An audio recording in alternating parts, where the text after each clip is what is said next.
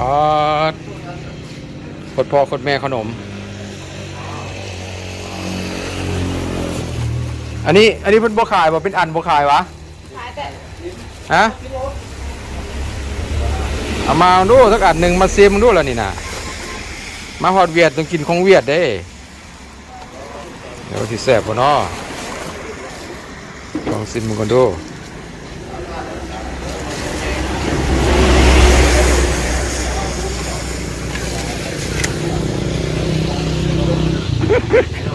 เด้นี่ว้าคักแนวนี้นะเขียบหมูว่าเขียบอันหมูสร้างพวกนี้ผมตำเต็มหนาเลยนี่หมูสร้างไอ้ละซิมละแสบบ่แซ่บไอ้ละกินกับนำมาเฝ้ากินก็นำของฝ่าแมนแซ่บได้นำมาเฝ้ากินไล่เราค่าข้อไอ้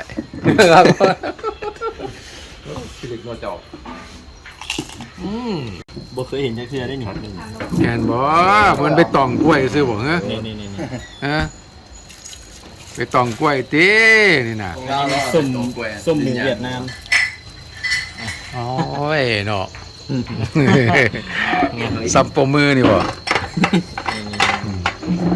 เจี๊ยบแซ่บแจ๊บเย็นเราเลยนี่บุกินเลยว่าจะไปนี่กินยาอ๋ออันเบียร์ยังนี่น่ะคือเอิ้นน่ะเบียร์สดฮะเบียร์ฮานอยเฮ้ยเป็นว่าสดเบียร์เฮ้ยเบียร์เฮ้ยอ๋อเบียร์เฮ้ยนี่คือเบียร์บ่มีเด้มันเฮ้ยบ่ได้2 ลิตรพอแล้ว2 ลิตรพอดีเลยทีทำสิกิน2 ลิตรนั่นน่ะทั่วลิ้นบูมี่วะเอาปึ๊ดโตโอ้โหอีเรียกเนาะ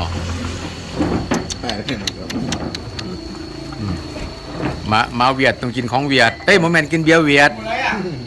ลองกินหน่อยนึงนั่นจะกินตรงมันกินอาหารต้องคำตรงเลยนั่นวะนี่เบียร์สดเวียดนามอ๋อแนวนี้เนาะเฮ็ดจะนี่เนาะนี่มันถัง2 ลิตรถังดิโอ้คนละถังเวลาบ่แลไหนหน้ามันสินะว่าโอ้แนวนั้นเนาะบ่ต้องเปลี่ยนต้องเบิดฮอปแล้วเดี๋ยวสร้างเฮ็ดเป็นถังนี่กินแล้วส่งถังจากอันส่งคืนอ๋ออัดซื้อนะไปอัดซื้อคือเฮาอันอ๋อแนวนี้ก็ดีนบ่แตกเสียแก้วเลยเนาะบ้านเฮาแล้วแก้วแตกเด้น่ะนั่นพี่เล็กมาตำจอกขอที่เลยกำเปย